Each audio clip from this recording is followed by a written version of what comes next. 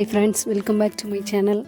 மறுபடியும் மீண்டும் நான் உங்கள் கூட மீட் பண்ண வந்திருக்கேன். ஒரு சூப்பரான ஃபேஸ் பேக்கோடு தான் வந்திருக்கேன்.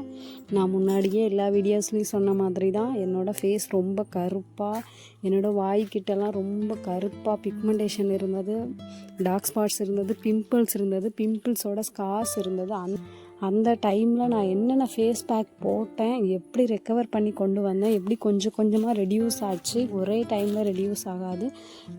நான் ஒவ்வொரு ஃபேஸ் பேக்கும் ட்ரை பண்ணி எனக்கு குட் ரிசல்ட்ஸ் வந்த ஃபேஸ் பேக் மட்டும்தான் உங்கள்கிட்ட நான் ஷேர் பண்ணிகிட்ருக்கேன். அந்த வகையில் இன்றைக்கி ஒரு சூப்பரான ஃபேஸ் பேக் தான். நீங்கள் இதை டெய்லி கூட யூஸ் பண்ணலாம், எந்த ப்ராப்ளமும் கிடையாது. அவ்வளோ ஒரு சூப்பராக இருந்தது. வாங்க எப்படி ப்ரிப்பேர் பண்ணலான்னு பார்க்கலாம். ஃபர்ஸ்ட்டு நான் எடுத்துருக்கிறது சக்கரவள்ளி கிழங்கு தான். நீங்கள் இதுக்கு பதிலாக ஸ்வீட் பொட்டேட்டோவுக்கு பதிலாக பொட்டேட்டோ மட்டும் எடுத்துக்கலாம். பட் எனக்கு பொட்டேட்டோவை விட ரொம்ப பிடிச்சது ஸ்வீட் பொட்டேட்டோ தான். ஏன்னா அவ்வளோ ஒரு நல்லாயிருக்கும். நான் வீடியோட லாஸ்ட்டில் சொல்கிறேன்.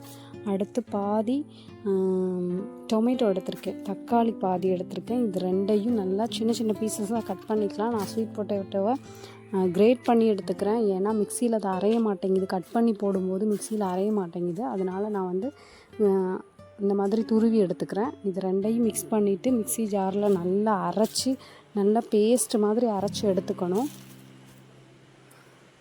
இதை அரைச்சி எடுத்துகிட்டு ஃபில்ட்ரு பண்ணி எடுத்துக்கலாம். ஃபில்ட்ரு பண்ணாமல் எடுக்கும்போது நம்மளோட ஃபேஸில் இதோட ஸ்கின்னெல்லாம் அப்படியே நம்மளோட ஸ்கின்னில் நிற்காது, அப்படியே ஒழுகிட்டே வந்துடும். ஒரு ஃபேஸ் பேக் போட்டு அந்த கன்சிஸ்டன்சி இருக்காது. அதனால் நான் ஃபில்ட்ரு பண்ணி எடுத்துகிட்டு அது கூட கஸ்தூரி மஞ்சள், ரைஸ் ஃப்ளோர், கடலை மாவு 3 ஆட் பண்ணியிருக்கேன். நீங்கள் கடலை மாவு இருந்தால் கடலை மாவு ஆட் பண்ணிக்கோங்க, ரைஸ் ஃப்ளோர் இருந்தால் அதை ஆட் பண்ணிக்கோங்க. உங்கள்கிட்ட 3மே இருந்ததுன்னா 3ஐயும் ஆட் பண்ணிக்கோங்க. நல்லா மிக்ஸ் பண்ணிக்கோங்க.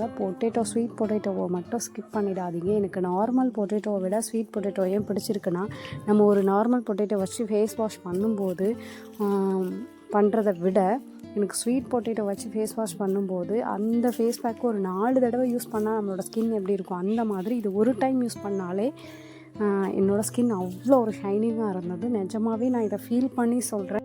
நான் ஒவ்வொரு தடவை ஸ்வீட் பொட்டேட்டோ யூஸ் பண்ணும்போதும் என்னோடய ஃபேஸ் அவ்வளோ ஒரு கிளியராக இருந்தது, சாஃப்டாக இருக்குது, ஷைனிங்காக இருந்தது. அதனால தான் நான் பொட்டேட்டோவும் யூஸ் பண்ணுவேன். எனக்கு ஸ்வீட் பொட்டேட்டோ கிடைக்காத டைமில் நான் பொட்டேட்டோ எடுத்துக்குவேன்.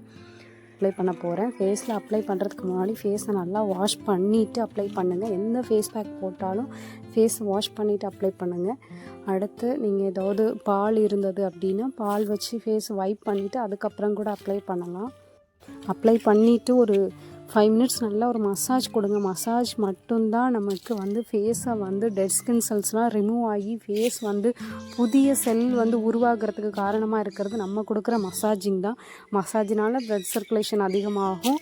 என்ன ஃபேஸ் பேக் அப்ளை பண்ணாலும் மசாஜ் பண்ண மறக்காதீங்க. என்ன ஃபேஸ் ஆயில் அப்ளை பண்ணாலும் மசாஜ் பண்ணுங்கள். சன்ஸ்க்ரீன் யூஸ் பண்ணுங்கள். சன்ஸ்க்ரீன் யூஸ் பண்ணாமல் வீட்டிலேருந்து வெளியில் இறங்காதீங்க. இதெல்லாம் தான் நம்மளோட ஸ்கின்னை பாதுகாப்பாக வச்சுக்கும். நீங்கள் நம்மளுக்கு கிடைக்கிற அந்த வயசை பத்திரமா நம்மளோட அழகை பாதுகாத்தாதான் நமக்கு ஒரு கான்ஃபிடென்ட் வரும். கண்டிப்பாக எல்லோரும் இதை ஃபாலோ பண்ணுங்கள். நான் இப்போ ஃபேஸ் வாஷ் பண்ணிவிட்டேன், மசாஜ் பண்ணிவிட்டு தான் வாஷ் பண்ணேன். வாஷ் பண்ணதுக்கப்புறம் என்னோடய ஃபேஸை பார்த்தா அவங்களுக்கே ஃபீல் பண்ண முடியும். நான் தொட்டு பார்க்கும்போது எனக்கு அவ்வளோ ஒரு சாஃப்டாக இருந்தது என்னோடய ஃபேஸு.